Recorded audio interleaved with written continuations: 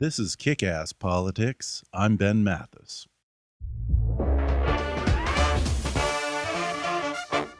Hi there, folks. Ben Mathis with two quick announcements. It's been about a year since I started KickAss Politics, and this episode is officially my 50th episode. That's right, we're halfway to 100. And if you want to help me celebrate the 50th episode of KickAss Politics, then go to our GoFundMe campaign and contribute $50 to our end-of-the-year fundraising campaign. I'm trying to raise our entire production expenses for the coming year by the end of this year, 2015. And it's getting down to the wire, so I need your help. Go to gofundme.com/kickasspolitics or click on the donate link on our website at kickasspolitics.com and give $50 to celebrate our 50th episode and help fund the next 50 episodes. Now, don't let me box you in at 50. If you want to give more than that, by all means, even better. And if you can't give $50, remember that every little bit helps. Then, you can take pride that you're a part of what I'm doing here, and you're helping me to get to 100 episodes within just a few months. But time is ticking away, and the end of the year is coming fast. So do me a favor and go to gofundme.com/kickasspolitics or click on the donate link on our website and say thanks for 50 episodes with $50. Another neat way you can help out, believe it or not, is just by doing your holiday shopping. As you know, today is Cyber Monday, and if you're like me, you'll probably be doing most of your shopping online. Well, there's a way for you to get your holiday shopping done and support the show. If you decide to order anything through Amazon.com, doesn't matter if it's books, electronics, toys, jewelry, whatever, before you do that, go to the sponsor page on our website at kickasspolitics.com and click on the Amazon link. Then do your shopping. If you do that, Amazon will kick us a little coin here at KickAss Politics for every dollar you spend. So really, when you think about it, it's like a double win. It's like giving 2 Christmas gifts for the price of 1. You're going to do your Christmas shopping anyway. Just go to the website and click on the Amazon link. It's that simple. And while you're there, check out some other cool holiday offers from our partners on our sponsor page. It's a way for you to get some great holiday deals, find that perfect gift, and help keep us producing new episodes of KickAss Politics. So I hope you all had a great Thanksgiving, and thanks again for helping me get to 50 episodes today. And now, enjoy the show. Hi there, and welcome to KickAss Politics. I'm delighted to have my old friend Karl Rove on the show today. He's a Fox News political contributor and writes a weekly op-ed for the Wall Street Journal. Before that, Karl Rove was the political strategist to Governor and then President George W. Bush, serving as senior advisor to the president and deputy White House chief of staff. He masterminded the successful Bush-Cheney campaigns in 2000 and 2004, as well as the historic 2002 midterm election, in which the Republicans gained 8 seats in the House and 2 seats in the Senate. Now, why is that a big deal? Because it almost never, ever happens. It was only the 3rd time since the Civil War that a president's party actually gained seats in a non-presidential election. And it earned Karl Rove the nickname The Architect, as in the architect of victory, as well as the nickname The Boy Genius, and a few nicknames from liberals that I hesitate to repeat on this program. But praise and epithets aside, no one knows campaigns like Karl Rove. It's been said that he can spit out voter data for just about every county in the United States right off the top of his head. And like me, Karl Rove loves to geek out on political history. Well, he's indulging that passion with a new book that explores the election of a largely forgotten president who waged the first modern campaign and ushered in a remarkable 36-year Republican majority that lasted from the turn of the century all the way up to FDR and the New Deal. The book is called The Triumph of William McKinley, Why the Election of 1896 Still Matters. Today, Karl will talk about why 1896 was a crucial turning point for America, how the McKinley campaign invented many of the campaign tactics still used today, and how McKinley waged the first truly national campaign, all from the front porch of his house in Canton, Ohio. Plus, Karl will show some uncanny similarities between the election of 1896 and the political environment leading up to 2016. And he'll draw some important lessons for those candidates running in the GOP primary right now. Coming up with Karl the Architect Rove in just a moment.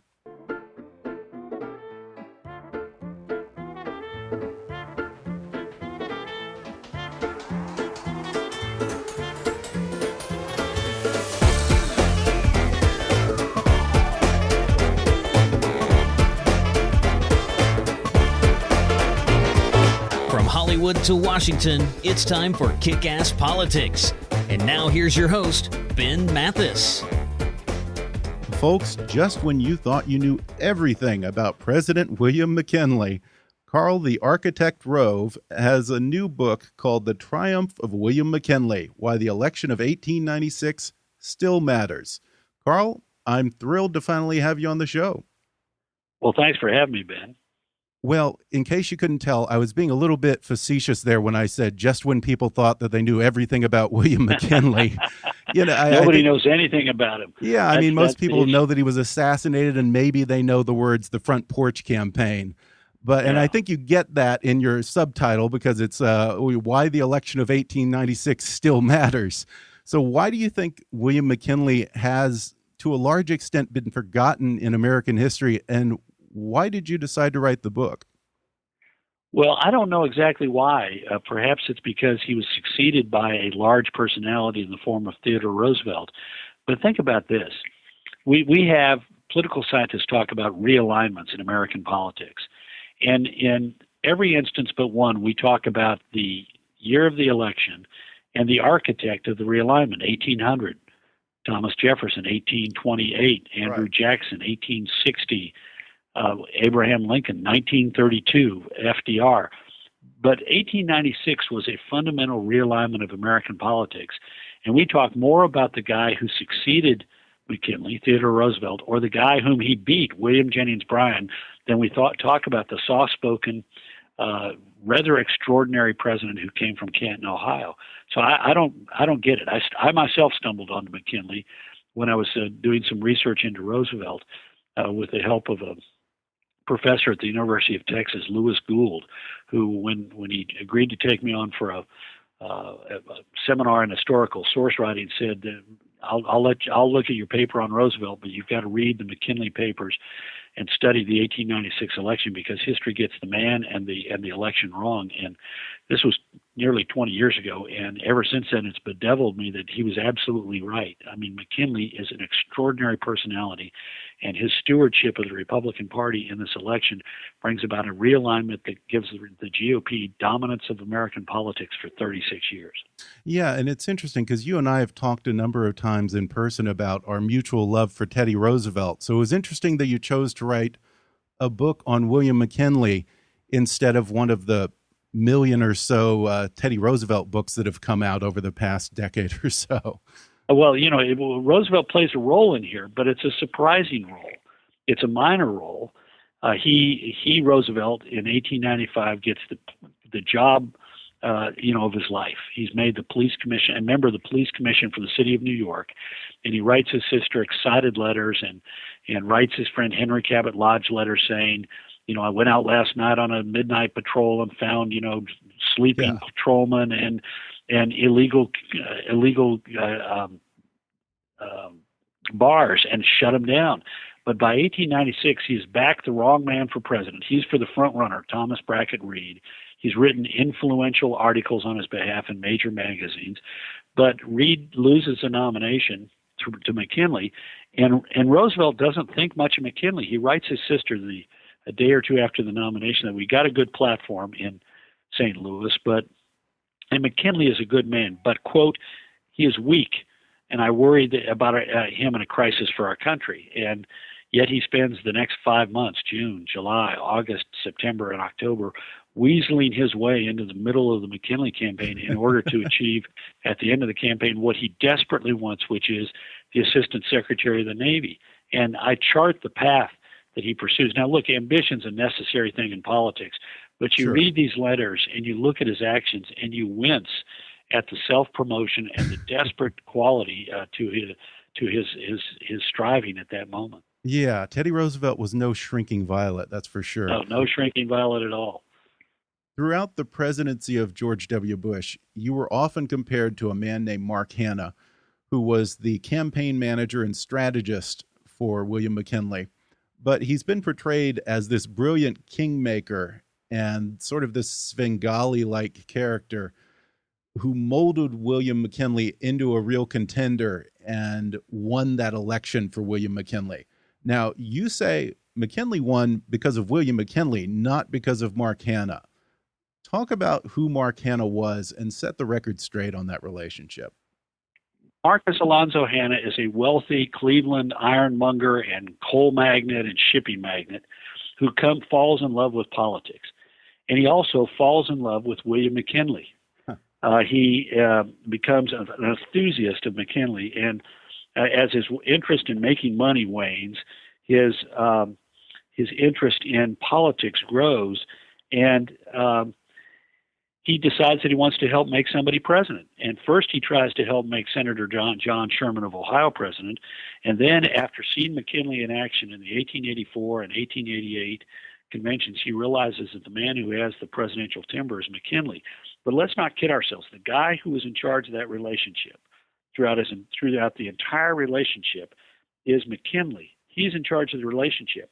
There's a Chicago newspaper publisher who's a friend of both men, Herman Colsaid, who used to say that Hanna's posture towards McKinley was, quote, always that of a big bashful boy towards the girl he loves. And Hanna agreed with that. He told people that. Hanna is, think of Hanna as sort of the Don Evans of the presidential campaign, close friend of the candidate who spends his time raising money and healing rifts.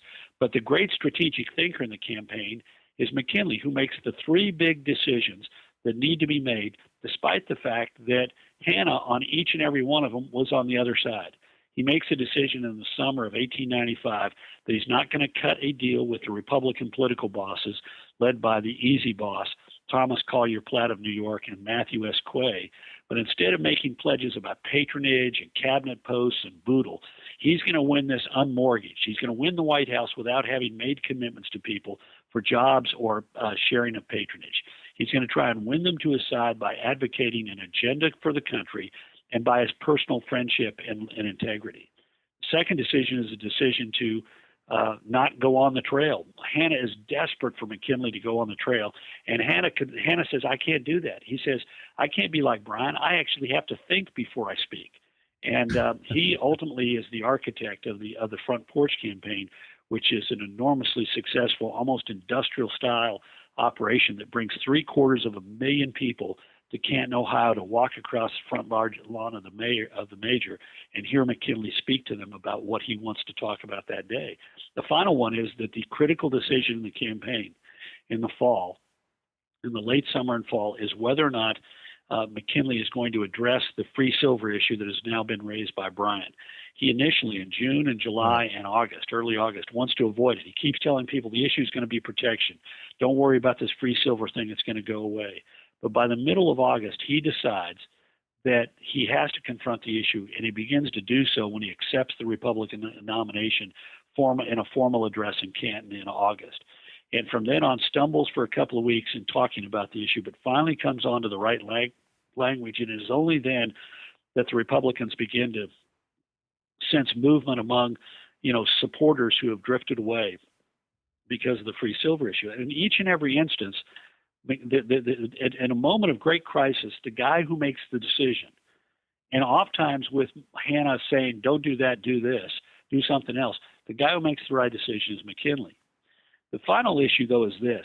We think of him as the manager, but I charted his travels. Remember, this is an era where there's not good telephone communications, and you can send somebody a wire, but it's not, you can't pull them up on your computer and have a FaceTime with them, and you can't catch them on their cellular phone as they're on the train between Cleveland and New York. And I charted his travel. In the 118 days between the times that the Republicans open up a presidential headquarters in Chicago and the general election, in those 118 days, Hanna is on the road out of the headquarters 70 out of 118 days, which raises a question: who was in charge? Who was running it? And it turns out to be a 30-year-old punk who he turns 31 just before the election, who is like McKinley's surrogate son, a bright young lawyer originally from Ohio, practiced law in Lincoln, Nebraska, moves to Chicago in January of 1895 to become an entrepreneur. And McKinley first puts him in charge of his Illinois primary campaign within weeks of moving to Illinois, and then plucks him out of that after the national convention and says, "I want you to run the headquarters in Chicago." And he's a 30-year-old kid named Charles G. Dawes, and he is an extraordinarily gifted individual. Yeah, and what you talk about in the book with Charles Dawes serves as a pretty interesting lesson on getting in there early and building ground game, because one of the keys to McKinley's victory in the primary was that he was the proverbial early bird who was building substantial organizations in key states before the rest of the candidates had even started their campaigns. Yeah. So talk about the lessons here on the value of having early ground McKinley game. runs the first modern presidential campaign because he decides before him, what happened is that candidates, in the phrase of the time, left their fate in the hands of their friends. And people would go around and make loose connections, get favorite sons into the race in order to hold a delegation till the convention with the hope that they could cut a deal with them. And instead, McKinley said, "I'm going to organize this methodically." This was both he and Hanna. We're going to organize this methodically. It was in both their men's nature. And we're going to identify people who could work the effort for us. And we're not going to cut deals about patronage and boodle, because once you start, you can't stop. Instead, we're going to try and win people to our cause by personal friendship. And McKinley had a lot of them because he'd been served in the House for a number of years and was good at making friends and good at keeping them. But the other thing is that they organized in depth, particularly in the South. In March of 1895, McKinley locks up the South by taking a vacation. He goes to Thomasville, Georgia, which was sort of like the Palm Beach of its time. Literally wealthy New Jersey, Northeastern and Midwestern Republicans would have their winter homes in this lovely little community just north of the Georgia-Florida border. It was on a north-south and an east-west train line, so it was convenient to get there. In fact, there was a daily train to New York City, an express to New York, because there were so many people in the Northeast who had winter homes there. And they go there, and McKinley and Hanna invites all of the Southern Republican leaders to come over, and ties many of them to him by the personal charisma and friendship and integrity of McKinley. And as a result, at the end of the year, one of the Thomas Collier Platt, the easy boss, the leader of the Combine, the Republican bosses, later groused that he had the South before we even awoke. And this early organization was particularly important in Illinois, where he put Charles G. Dawes in charge of the campaign. And Dawes takes on the most deadly enemy that McKinley has in the primary, the blonde boss of Chicago Republican politics, Congressman William J. Larimer, and his ally, John Riley Tanner, the Republican state chairman and aspirant for governor. And Dawes beats them in April of 1896, crushes them at the Republican State Convention 2-1, and thereby ends the contest for the Republican nomination. But early organization was what mattered, because Dawes had a card catalog of all 102 counties in Illinois, and he knew to the person who, as a delegate to the county convention, was for McKinley or not, and who, as a delegate to the state or district convention, was for McKinley and who was not. And he aimed his organizers accordingly. He was a meticulously well-organized individual himself, and it showed in how he approached the campaign. Yeah, and it really was significant in that this signaled the beginning of the end for the old political boss system. Exactly right. Well, like you mentioned, one of the keys to McKinley's victory was that he reached out and made headway with disaffected voters. Immigrants, especially German immigrants, Southern black voters, labor unions, skilled workers. How did he go about making headway into these non-traditional Republican voting blocs?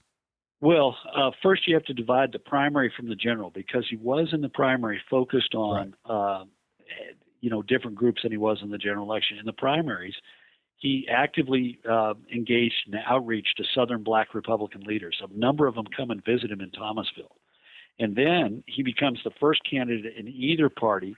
In March of 1895, he goes to black audiences in Jacksonville, Florida, and Savannah, Georgia, and becomes the first presidential candidate in either party to actively appear in front of black audiences and ask for their support. He treated them as equals. He was the last Civil War veteran to be president, and he felt keenly about the issue of black voting rights in the South.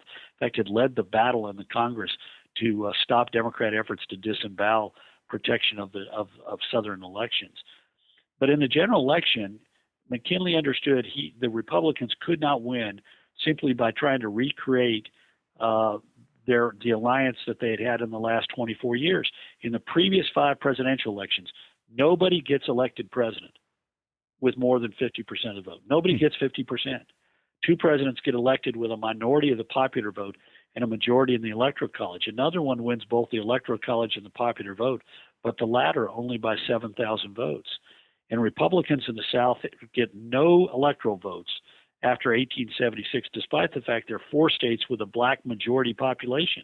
Republicans can't even win then because of the violence and intimidation and fraud.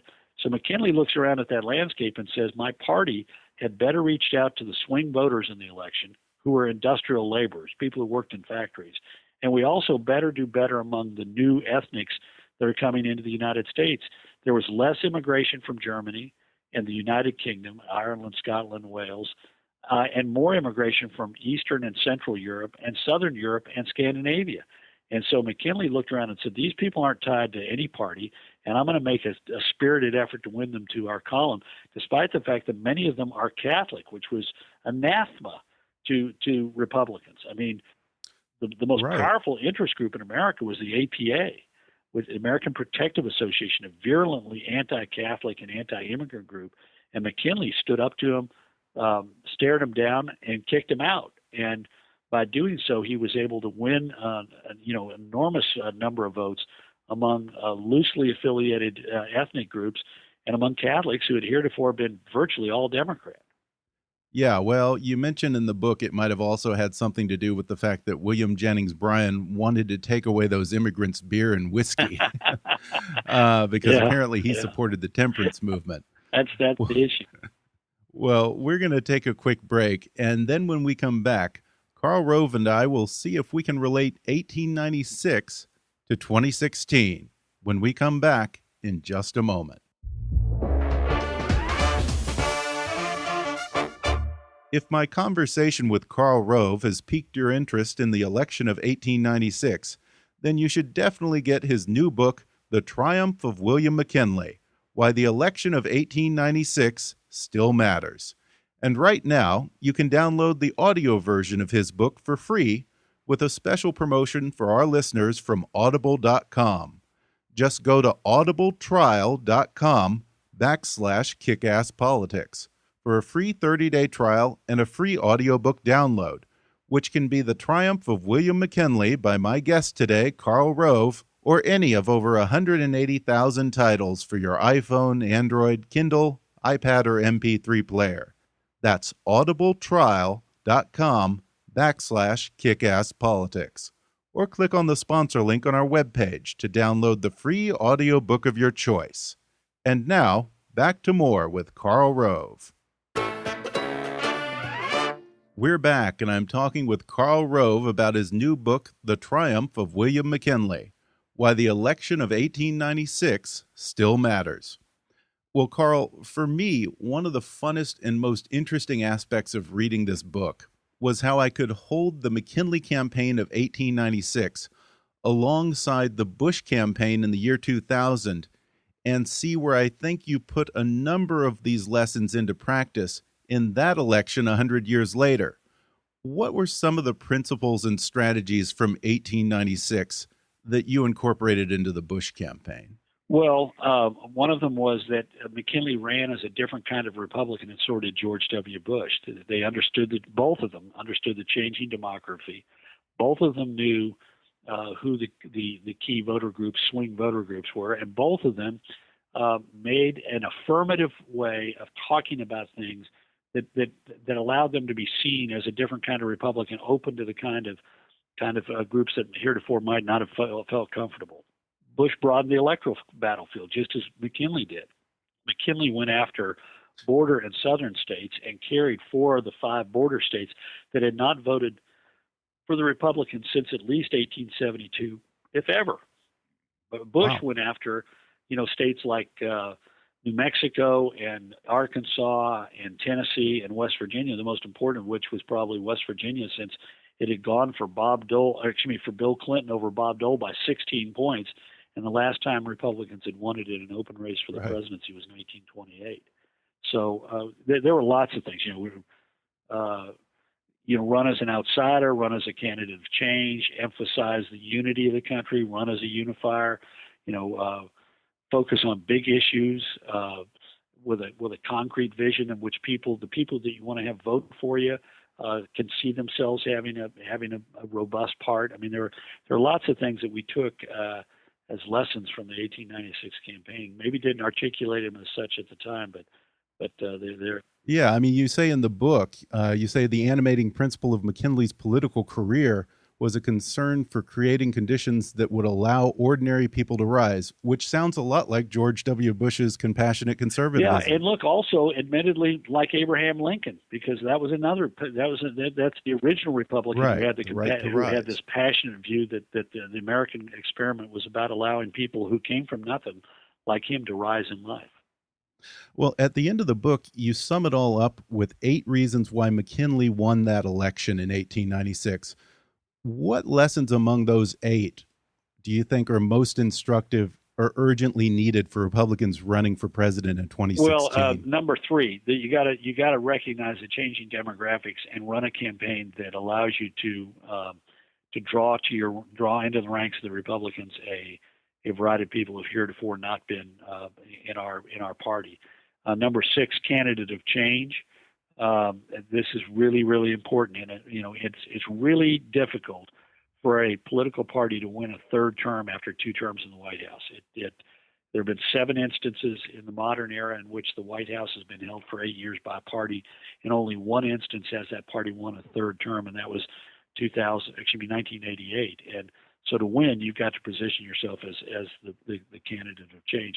And finally, I'd say, I mean, all 8 are important, but since you ask, I think the other one in this instance is, after the era of Barack Obama, we really do want a president who could bring us together. One of the great things that President Obama had during his 2008 was his sense that he said, I don't want to be the president of red state or blue state, but the United States.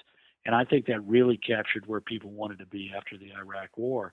But he hasn't lived up to it. And that sentiment that we need a leader who's going to put the best interest of the party above their own personal political considerations and try to drive us together as a country is really important. Well, in 1896, the election was driven by sound money and protective tariffs. I'm predicting that those probably will not be the dominant issues in 2016. But what do you think will be the driving issues of the 2016 election? Well, I election? think the economy and terrorism will be number 1 and number 2 in that order. But there is a lesson to be drawn from the 1896 election. Some of these things, you're right. The issue of protective tariffs and sound money has gone away. But I want you to think about this. This is from the Cross of Gold speech that William Jennings Bryan used to win the Democratic nomination. Remember, Bryan is not even considered a serious candidate 36 hours before he's the nominee of the Democratic Party. He's nothing.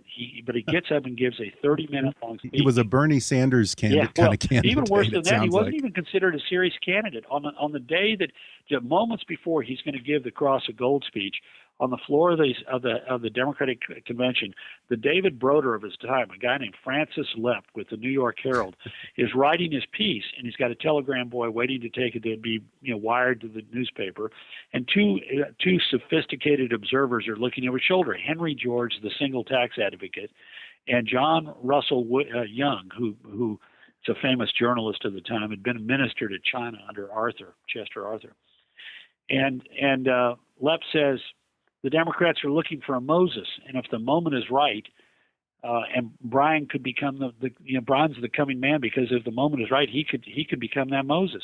And these guys look at him like he's a lunatic and say, "You're kidding. We don't even know what that guy looks like. He's not a serious candidate." And Lepp points across the floor of the Chicago convention and says, "He's a young man in the black alpaca coat sucking on a lemon."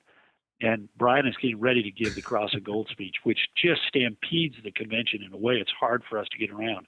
But in that speech, which is largely about free silver, he talks about the economy. And I want you to think about this. This is what he says. There are two ideas of government. Republicans believe if you just legislate to make the well-to-do prosperous, then their prosperity will leak through on those below. Democrats believe if you legislate to make the masses prosperous, their prosperity will find its way up and through every class that rests upon it. So even back then, they were having this argument of which way is the best way towards prosperity. And McKinley wins because he finally understands that he must confront the issue of free silver head on, and he must make an argument about the necessity for a gold-based currency that makes sense to working people. And what he basically stumbles on, with the help of a speech by the former head of the American Federation of Labor, Terence Powderly, is that he needs to stop talking about it from a position of business or the overall economy, but how it affects the ordinary working man. I mean, he kept thinking about it in terms of we're a developing country and we need European capital to build our factories and open our mines and run our smelters. Instead, he had to say the first dirty deed that a silver dollar would do would be to reduce the value of your wages. Here's a loaf of bread that $1 of gold will buy.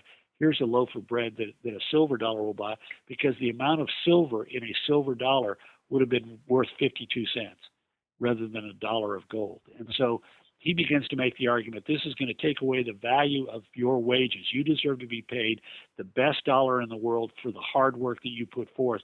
And silver dollars are cheap dollars, and they will eat away at your purchasing power, your savings, your investments, the insurance policy that you have, the savings you have in the bank, the hope that you have for the future of your family. And it's a lesson to Republicans. You can talk about conservative economic ideas, but you better talk about them in a way that middle-class voters say, that matters to me. Yeah, and that's one of the things that Reagan got, exactly too. Right.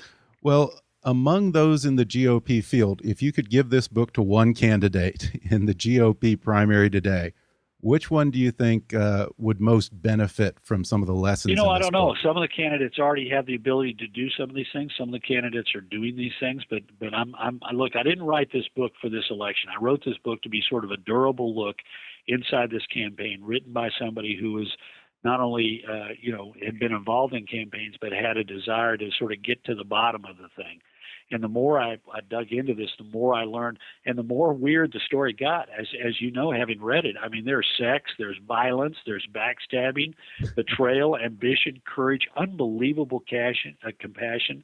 The bravery, the personal bravery of William McKinley is just jaw-dropping, and really cool nicknames. I mean, everybody has a cool nickname, a thing that we need to bring back. So I didn't write it to basically say this is about 2016, but there are lessons in it, that's for sure. Yeah, they called McKinley the Major from his Civil War days. That was his third battlefield promotion. He entered at the age of 18 as a private, ended the war at the age of 22 as a major. And it's interesting. He was a congressman, he was a governor, and he was president. And the title he preferred above all others was the Major. He said about the others, I don't know about those, but I know I earned that one. Well, while we're on the subject of names, when President Obama decided to rename Mount McKinley in Alaska earlier this year, were you a little ticked off? Well, first of all, I thought it was interesting. You'd think he'd show more gratitude towards the man who made it possible for him to be president. After all, William McKinley is the man who annexed Hawaii. And absent that, that's right. Barack Obama, born in Honolulu, Hawaii, would not have been possible for him to be president. But look, I disagreed with it. Obviously, it would have been something if he had found some way to honor the 25th president of the United States at the same time that he was renaming the mountain for the benefit of a small Native Peoples tribe in Alaska. I understand the importance to them, but I also understand that it would have been a gracious and a big thing for President Obama to recognize. I mean, for example, one of the most incredible things to me is how devoted McKinley was to the cause of black voting rights and black political rights. In 1865, his first political act is to help campaign for the passage of a constitutional amendment in Ohio guaranteeing and protecting black voting rights, which goes down 45-55, and he is deeply disturbed by the failure of his fellow Ohioans to pass this measure, for which he gave 4.5 years of his life in the Civil War to bring about. So you would have thought President Obama would have said the stalwart defender of black voting rights, who had great personal peril, took to the floor of the House of Representatives to campaign for it and help make it an issue in the North, that he would have honored him in some appropriate way. Yeah. Well, before we go, do you still talk to President Bush very often? And how's he doing down there in Crawford? He's hosting me in Dallas on the 14th of November for an evening program on the book. I'm going to be interviewed by Margaret Spellings, and afterwards he's going to have a little dinner for me and some of the people who helped bring the book together. Oh, neat. That'll be fun. Well, the book is The Triumph of William McKinley, Why the Election of 1896 Still Matters by Karl Rove. And I'll tell you, Karl, I read this in one sitting, and it's as good as anything I've read by Doris Kearns Goodwin or David McCullough, and that's high praise because I really, really love both of those authors. It is the best historical nonfiction this year, in my opinion, and I'll even go on record right now as saying if you don't win a Pulitzer Prize for this book, then you will have gotten cheated for entirely political reasons. Oh, well, Archie, I doubt it will be, but I really enjoyed it. So I'm glad you enjoyed it too. Karl, thanks so much for coming on the show and talking to me about William McKinley. Thanks, Ben. Thanks again to Karl Rove for coming on the show to talk about his new book, The Triumph of William McKinley. And you can order it on Amazon. I'll include a link in the show notes for this episode, as well as on our website at kickasspolitics.com. And it's also available as an audiobook, which you can get for free through that special trial offer just for our listeners by going to audibletrial.com/kickasspolitics. Definitely go get it. You can follow Karl Rove at rove.com or on Twitter at Karl Rove.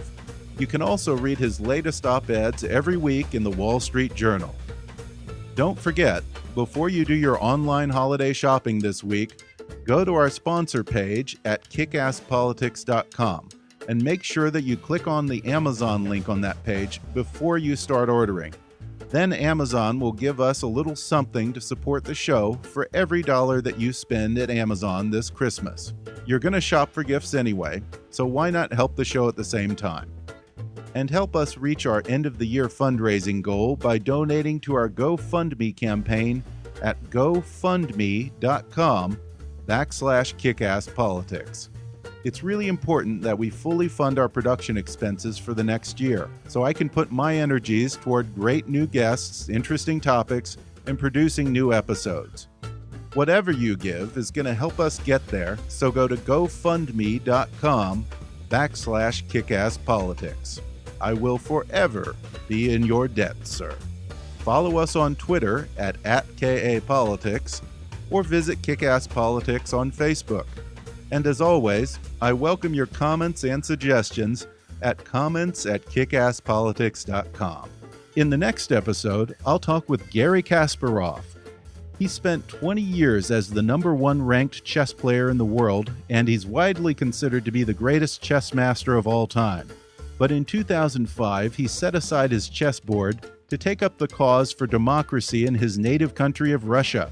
Over the past 10 years, Garry Kasparov has become Vladimir Putin's harshest and most high-profile critic, and the de facto leader of the opposition movement against Putin. He has a new book in which he warns that Russia under Vladimir Putin represents not just a threat to Russia's neighbors, but a global danger to all free countries of the world. Coming up in the next podcast with Garry Kasparov. But for now, I'm Ben Mathis, and thanks for listening to Kick-Ass Politics.